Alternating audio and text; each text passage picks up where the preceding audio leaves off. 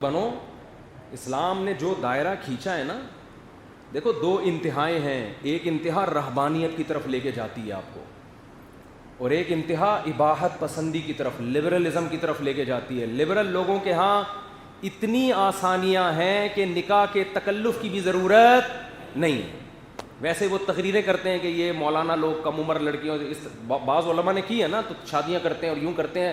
خود کیا کچھ کرتے ہیں رات کی تنہائیوں میں, کتنی کتنی لڑکیوں سے دوستیاں لگاتے ہیں, اس پر ان کو کوئی اعتراض نہیں ہوتا. ایک طرف یہ لبرلزم ہے جن کی خواہشات کے دروازے چوپٹ کھول دیے, حلال و حرام کا فرق مٹا دیا. دوسری طرف وہ مذہبی جنونی طبقہ ہے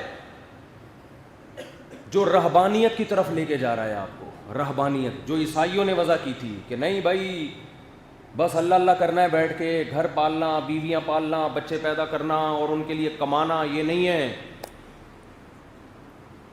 ملک کو ایٹمی پاور بنانا, بس اللہ پہ توکل کرو, ملک کو ایٹم بم بنانے دینے کی ضرورت بولو نہیں.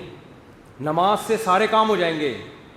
اگر نماز سے آپ کی ساری حفاظتیں ہوتی تو قرآن صحابہ کو یہ حکم دیتا سورہ نساء میں کہ نماز میں بھی اسلحہ نہ اتارو, اسلحہ پہن کے نماز پڑھو. وَدَّ الَّذِينَ كَفَرُوا لَوْ تَغْفُلُونَ عَنْ أَسْلِحَتِكُمْ وَأَمْتِعَتِكُمْ, کیونکہ کافر یہ چاہتا ہے کہ تم اسلحے سے اور جنگی سامان سے غافل ہو جاؤ اور تمہیں نماز کی حالت میں دیکھ کر اچانک حملہ کر دے تم پہ. ہے بھائی, بولتے کیوں نہیں؟ قرآن تو کہہ رہا ہے نماز بھی ایسے غافل ہو کے نہیں پڑھو کہ بم پھٹے اور سارے لیٹے ہوئے ہیں. حفاظت کا نماز کے دوران انتظام ہونا چاہیے. لوگوں کو گارڈ پہ اعتراض ہوتا ہے. ہمارے حضرت مفتی رشید احمد صاحب کے گارڈ تھا, نماز میں ممبر پہ آگے کھڑا ہو جاتا تھا, ایسے ریپیٹر لے کے نا یوں یوں دے. لوگوں نے کہا یہ کون سی مسجد ہے پتہ نہیں, ان کو اللہ پہ اعتماد اور توکل نہیں. نماز میں تو ہم اللہ کی طرف مشغول ہوتے ہیں, تو کیا اللہ ہمیں بھول جائے گا؟ اللہ ریپیٹر سے ہمیں بچائے گا؟ کیا مسجدوں میں نماز کے دوران بم نہیں پھٹے؟ اور کیا صرف بم ہی پھٹتا ہے, لوگ جڑے ہوئے رہتے ہیں بم پھٹنے کے بعد؟ بھائی نماز کے دوران اللہ نے کرے بم پھٹا تو چونکہ نماز میں تھے اس لیے صرف بم پھٹے گا, نماز ہی نہیں پھٹیں گے. کبھی ایسا ہوا کہ چونکہ یہ نماز پڑھ رہے ہیں اللہ ان کو پھٹنے سے بچا لے گا؟ ابے کیا ہو گیا, کیوں سمجھ میں نہیں آ رہی بات؟ ابے تبے پہ آ جاتا ہوں میں واضح. تو ان لاجیکل باتیں دینداروں کی ایک علامت بن چکی ہے. ایک دیندار ہیں, وہ بڑے نیک آدمی ہیں, اب تو مجھے نیک لگ کے لگ جاتا ہے یہ الٹی بات کرے گا آگے سے. پتہ چل رہا ہے نیک ہے, اس کا مطلب ابھی ہے بھیکو ہے. مجھے تو ویکسین پہ ہر وقت نا ملامتیں پڑتی رہتی ہیں, جیسے پتہ نہیں میں کوئی اللہ نہ کرے یہودیوں کا ایجنٹ ہوں جو آپ کو ویکسین لگانے کا میں نے ڈاکٹروں کے کہنے پہ مشورہ دے دیا. تو وہ کہنے لگی کیا ویکسین مفتی صاحب لگا کے رکھی ہوئی ہے, اور کیا لوگوں کو بتاؤ یہ یہودیوں کی کتنی بڑی سازش ہے.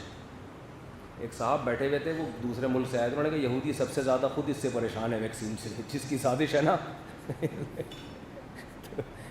ان لاجیکل باتیں, نہ کوئی رپورٹ ہے نہ کوئی خبر ہے. ٹھیک ہے آپ نہ مانو نہ لگواؤ, لیکن چپ کر کے بیٹھے رہو, یہ اچھا نہیں ہے.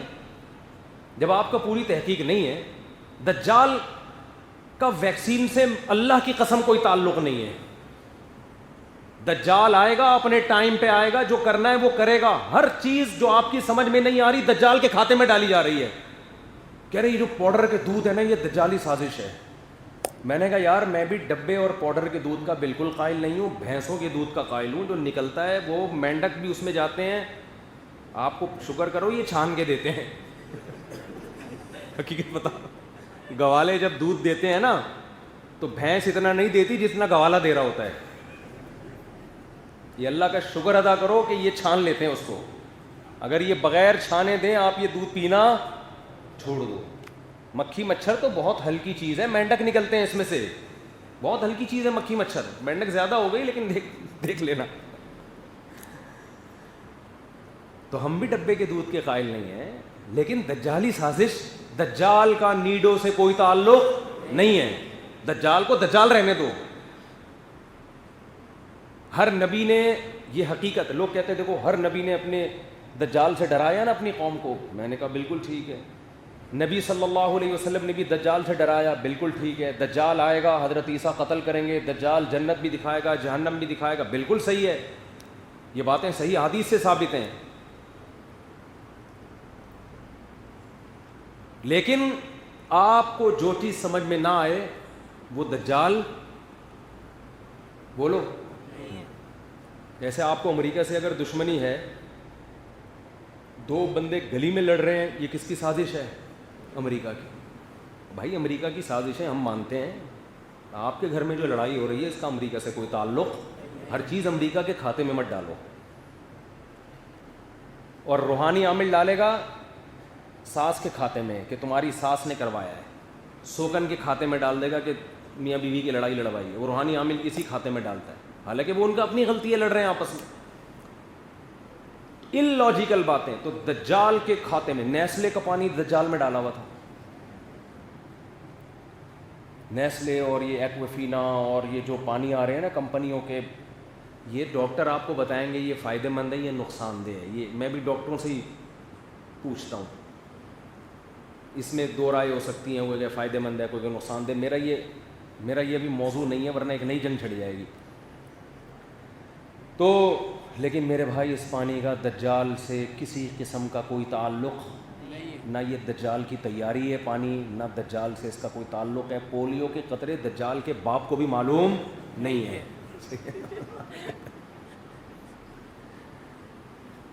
دجال آئے گا نا، آپ بولو گے پولیو، وہ کہے گا یار یہ تو مجھے پتہ ہی نہیں. جیسے معین اختر کہتے ہیں میرے ماموں نے جب پولیس بلوائی، مالک مکان نے جب پولیس بلوائی نا، ماموں کرایہ نہیں دے رہے تھے، وہ کہہ رہے تھے کمبخت پانی کیسا آ رہا ہے تو ایک لوٹا بھر کے دکھا دے نلکے سے.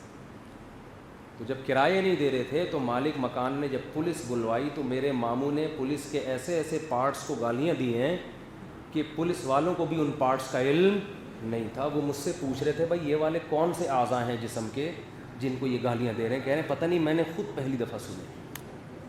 تو جیسے معین اختر کے ماموں نے پولیس والوں کے جن پارٹس کو گالیاں دی ان کا پولیس والوں کو بھی علم نہیں ہوتا. اور واقعی آج ایسے ایسے پارٹس کو گالیاں دی جا رہی ہیں جو آدمی میں ہے ہی نہیں.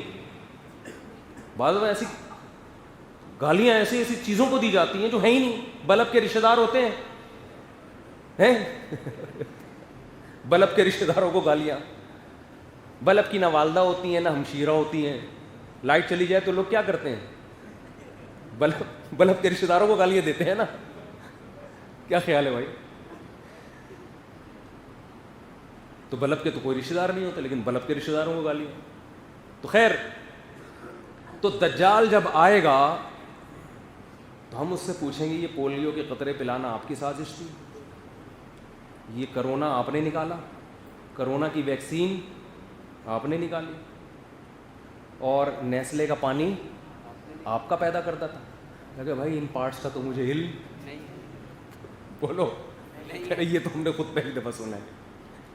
کہہ رہے میں جتنا برا ہوں نا اتنا ہی رہنے دو، جتنا برا ہوں وہ میرے جہنم میں جانے کے لیے کافی ہے. دجال کہے گا اسی پہ خدا مجھے جہنم میں بھیج دے گا جو میں کر رہا ہوں، لیکن وہ جرائم میرے کھاتے میں مت ڈالو جن کا مجھے علم ہے ہی نہیں. تبھی وہ پولیس والے کہنے لگے ہوں گے نا کہ بھائی ایسے پارٹس کو گالیاں دو جو ہمیں معلوم تو ہے تاکہ ہم ان پارٹس کا دفاع کر سکیں. ایسے پارٹس کو گالیاں دے رہو جو ہے ہی نہیں تو ہم دفاع کیسے کریں اس کا؟ ان لاجیکل باتیں، ان لاجیکل کام. نماز اللہ اور بندے کے تعلق کا ایک ذریعہ ہے. نماز برائیوں سے بچاتی ہے، نماز مصیبتوں سے بچاتی ہے، لیکن مصیبت سے بچنے کے اسباب پہلے اختیار کرنے پڑیں گے، پھر نماز کے ذریعے اللہ سے تعلق قائم کرنا پڑے گا. نبی صلی اللہ علیہ وسلم نے فرمایا نماز کی حالت میں سانپ نظر آئے سانپ کو مارو. سانپ کو مارنے کے لیے نماز توڑنی پڑے گی نا، چلنا پڑے گا. آپ نے تو یہ نہیں فرمایا چونکہ نماز میں مشغول ہو سانپ کیا اژدہا بھی نظر آ جائے اللہ پہ ایمان مضبوط رکھو، تم اس وقت اللہ سے رابطے میں ہو، تمہارا سانپ کچھ بھی نہیں بگاڑ سکتا. کیا ہو گیا بھائی؟ میدان جنگ میں نماز کا طریقہ بتایا گیا کہ اے نبی جب آپ میدان میں نماز قائم کریں جماعت سے تو سارے مجاہدین آپ کے پیچھے نہ کھڑے ہوں، آدھے فرنٹ لائن پر رہیں، آدھے ایک رکعت پڑھ کے واپس چلے جائیں. وہ اپنی ایک رکعت وہاں مکمل کریں. حالانکہ یہ چل پھر رہے ہیں نماز میں, لیکن جنگ کی ضرورت کی وجہ سے اس کی اجازت دے دی گئی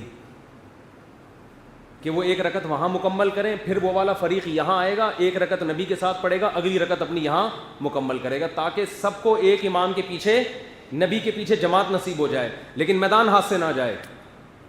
اور اس دوران قرآن کہہ رہے اسلحہ اٹھا کے نماز پڑھنی ہے تم نے. سورہ نساء. کیوں؟ ود الذین کفروا, کافر یہ چاہتے ہیں, لو تغفلون عن اسلحتکم وامتعاتکم, کہ تم اسلحہ اور اپنے جنگی سامان سے غافل ہو جاؤ, پھر تم پر یمیلون علیکم میلۃ واحدہ, ایک ہی دفعہ میں حملہ کر کے ختم کر دیں. تو اسلام نماز کے ساتھ اسباب کا بھی حکم بولو دے رہا ہے.